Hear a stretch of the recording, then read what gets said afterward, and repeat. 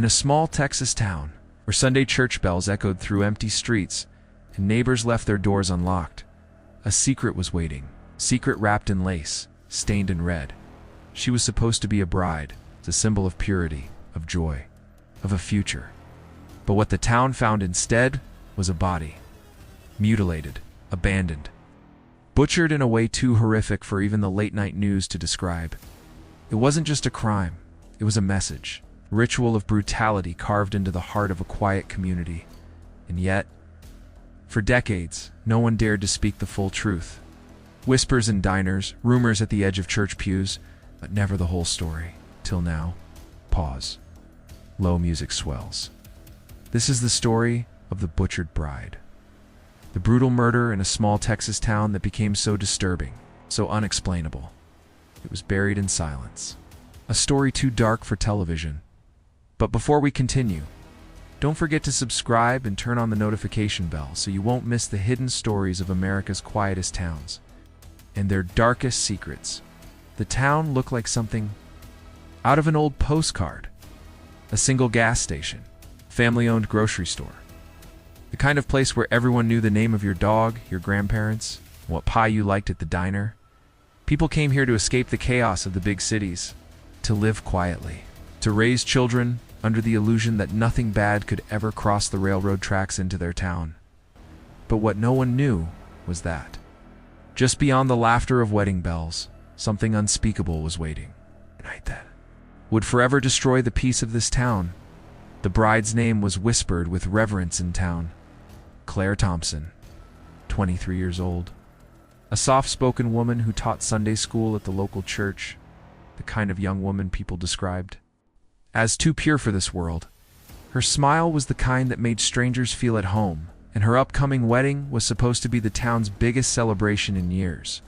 Her fiancé worked at the grain mill outside town. Hardworking, polite, reserved, two outsiders. They seemed like the perfect couple. The kind of love story that made older couples remember their first dances. The wedding was set for a warm Saturday evening in June. The church was decorated with white lilies. Friends and family gathered in pressed suits and pastel dresses. It should have been the beginning of everything. But by nightfall, it would become the end of innocence. As the sun dipped below the horizon, guests noticed something odd. The bride was missing. Claire had stepped away from the reception hall just after the couple's first dance. She told a bridesmaid she needed a moment of air, to catch her breath under the heavy lace of her gown. Minutes passed. Hour. Then whispers began to circle like vultures. Maybe she's fixing her makeup. Maybe she's nervous. But the whispers turned into silence when someone found a trail, a white satin shoe, abandoned near the edge of the gravel road. Then another clue. A torn piece of lace snagged on a barbed wire fence. By the time Daniel and several townsfolk began searching the outskirts of the property, the laughter of the wedding had been replaced by panic. Just past midnight, under the thin glow of a sheriff's flashlight, they found her. The body of Claire Thompson lay sprawled in the grass near the old creek bed, her white dress soaked through with crimson. The veil that once symbolized purity was tangled in the dirt. Her face bore marks of a struggle, her hands shredded with defensive wounds, and her chest. Her chest told the story of a rage no one could comprehend. The bride had been butchered. The sheriff called for backup, but in a town this size, backup meant little more than 2 deputies roused from their sleep. Word spread quickly. Within an hour, the site of the murder was lined with headlights from pickup trucks and the hushed prayers of townsfolk who couldn't believe what they were seeing. For decades, they would speak of that night in fragments. They would remember the sound of Daniel's scream echoing across the fields. They would remember the pale shimmer of the bride's gown under the Texas moonlight. They would remember the silence, the oppressive silence that fell over the crowd as everyone realized something unspeakable had just torn their world apart. But what no one knew then was that this crime wasn't random, wasn't a crime of passion. And it wasn't going to be solved easily, because hidden in the shadows of this town were secrets darker than the blood soaking into the earth that night. And as dawn broke over the horizon, the investigation was only beginning. At first light, the sheriff's office set up makeshift tape around the creek bed. But the scene had already been compromised. Dozens of townsfolk had walked through the grass, leaving muddy boot prints near. The body, some out of morbid curiosity, others out of genuine disbelief. The crime scene looked less like an investigation and more like a vigil. Still, Sheriff Ray Harlan, a man with 30 years on the force, tried to piece together what little evidence he had. He crouched beside the bride's broken body and whispered under his breath. This wasn't random. The cuts were precise, almost deliberate. The brutality seemed personal. Whoever had done this wanted Claire silenced, and wanted the whole town to see the horror of it. The first suspect was the most obvious, Daniel, the grieving fiancé. Investigators always start close. They noted how his hands were trembling, how he couldn't answer questions straight, how his alibi being at the reception hall during part of the evening wasn't airtight, but when the deputies searched his clothes, they found nothing. No blood, no sign of a struggle. Witnesses swore they'd seen him dancing, drinking, even laughing just minutes before Claire vanished. Then came another lead, a farmhand named Richard Hale. He had worked for the Thompson family years before, and left under tense circumstances. Some said he had once shown an interest in Claire, an interest that wasn't returned. Others claimed he carried a knife everywhere he went. When deputies found Victor the next morning, sitting on the steps of his cabin sharpening that same knife, suspicion grew heavy. They brought him in. The interrogation was tense. Sheriff Harlan asked where he had been during the wedding.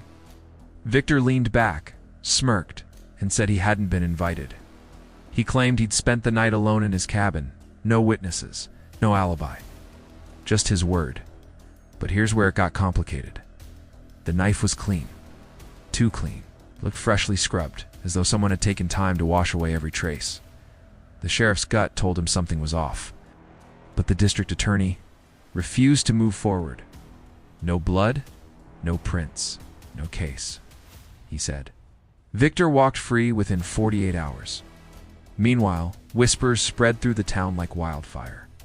Some said Claire's death was tied to an old family feud, that someone had wanted revenge against her father. Others whispered about jealousy, a bridesmaid scorned, a rival in love. But one theory chilled everyone, that this wasn't the work of a single man, but a group, that Claire had been lured away from her own wedding by someone she trusted, and handed over to others with darker intentions. The sheriff refused to say the word out loud, but the town did it for him. Days turned into weeks. Reporters from Dallas and Houston began circling the town, scribbling in notepads, flashing cameras at locals who had never seen such attention. The town that once prided itself on being forgotten now had its darkest secret displayed on every front page. And still, no answers, no arrests. Just silence. But then weeks later, a new clue surfaced. A torn photograph discovered in Claire's belongings. A photograph of her standing beside someone no one in the family could identify. A man with piercing eyes wearing a suit too fine for this small town. Who was he? Why did she keep the picture hidden? And most importantly, could he be the key to the murder? The photograph became the obsession of Sheriff Harlan. He pinned it above his desk, staring into those sharp, unfamiliar eyes every night.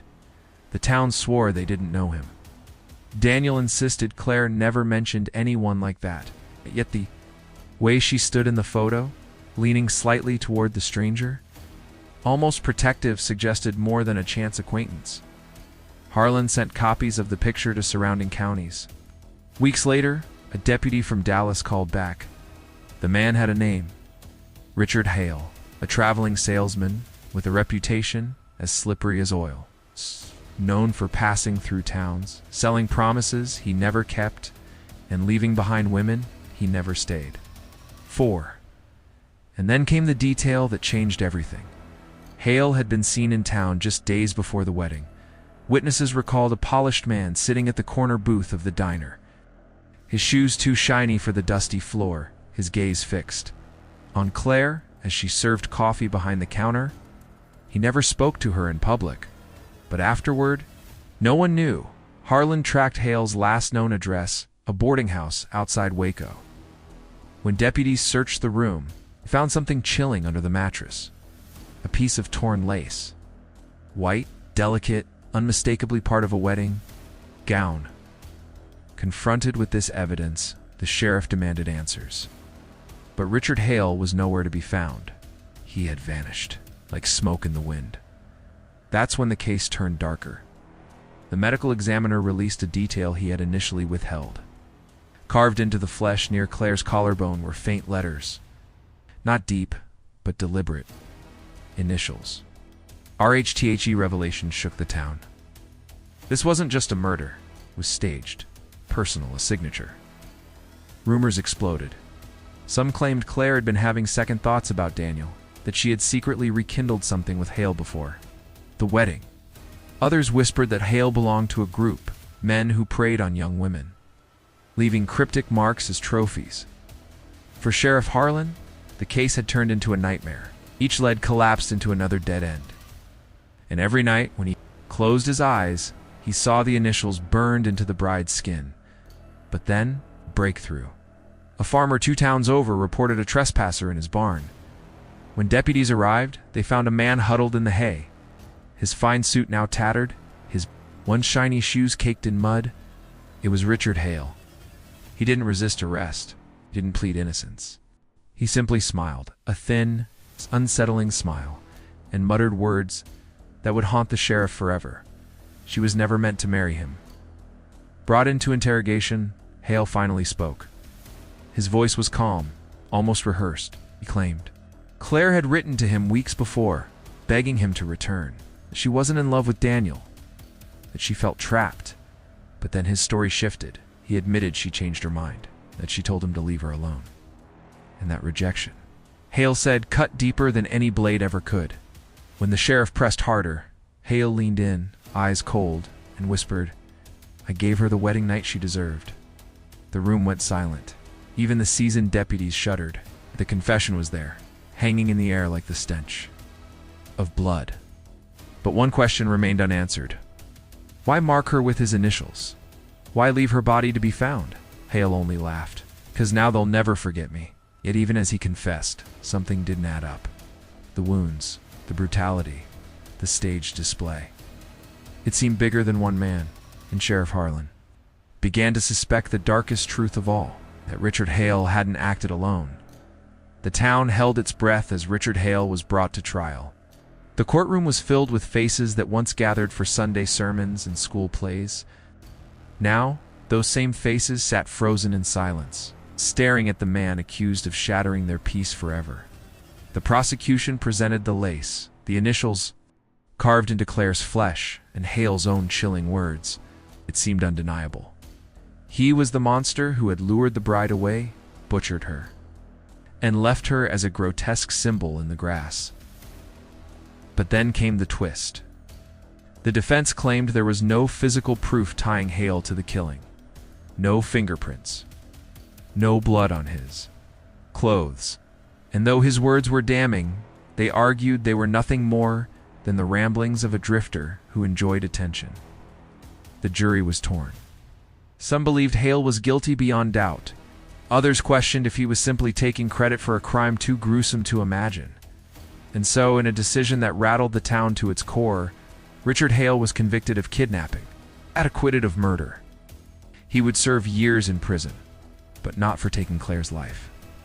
The town was outraged. Daniel, the grieving fiancé, wept openly in the courthouse.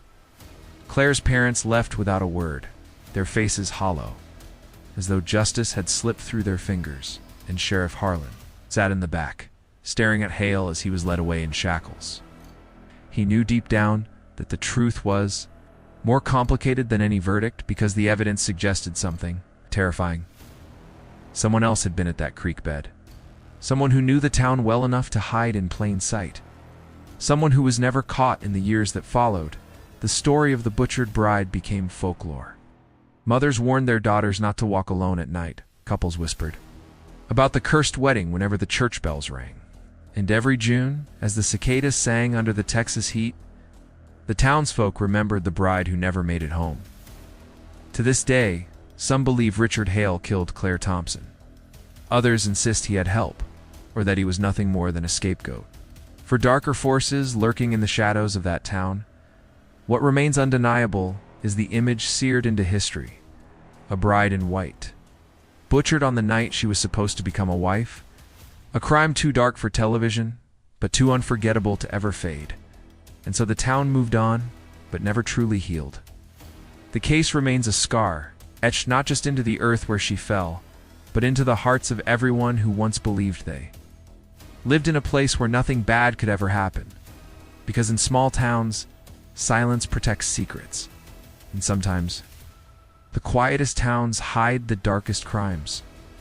If you want to uncover more stories like this, the murders buried in silence, the crimes too disturbing for the headlines, don't forget to subscribe and turn on the notification bell. Because here on Quiet Town Crimes, every quiet street has a secret, and every secret has a story.